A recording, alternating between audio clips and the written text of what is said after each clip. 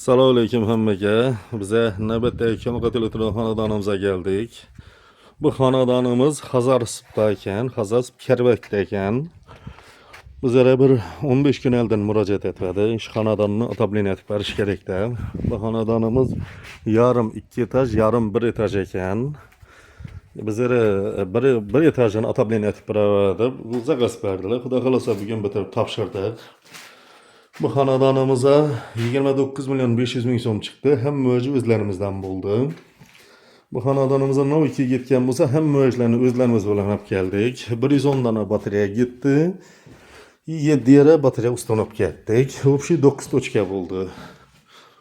Kim shuningdek otableniyalik xizmatlari kerak bo'lsa, ekrandan nomerlarga bog'lanaverasizlar. Shunda tabiiyki qo'ldan kelgancha akkuratni etib ishlab beramiz. Yine divanlarni döşelişine.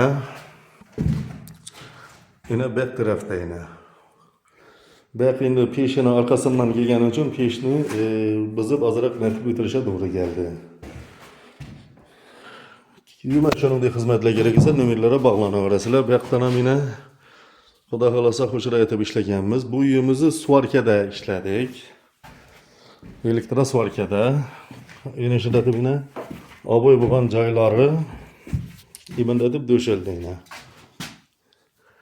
Yine işi döşelişte işlendi yine hem meri. Bayakam yine şu döşelişte işledi yine. Bir kadar görüp baraverasizlar yine kranliklerini koyup bayaktan ham kranliklerini koyup yine işini etip işledik yine.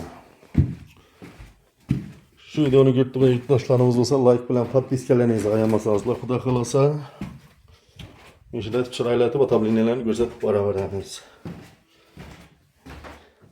Yine bayaktan döşelip çıkışı yine. Endi sizlarga o'zlarimiz ishlab chiqarib turgan qatyolni ko'rsatib o'tsam, Teplo Shavot. Bizim ishlab chiqarib turgan qatyolim. Yine nasozlarni qo'yib, yine bypasslarni qo'yib, yine shunda yine qo'ldan kelgancha akkuratni etib ishladik. Xudo xolasa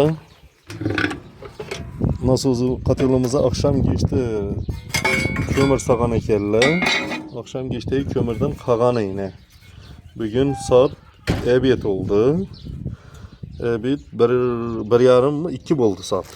Yine akşamı geçti kömürden heli duruşu ana çoğulup. Şunu bilen bu uydaki işlerimiz hem öz yakınına yetti Xudo xolasa. Kim shuningdek xizmatlar kerak bo'lsa, ekrandan nomerlarga bog'lanaverasizlar.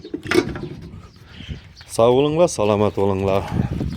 Bizning keyingi videolarimiz Bag'atda bo'ladi, Xazarsda bo'ladi, Xanqada, Gullanda, Yangiariqda bo'ladi.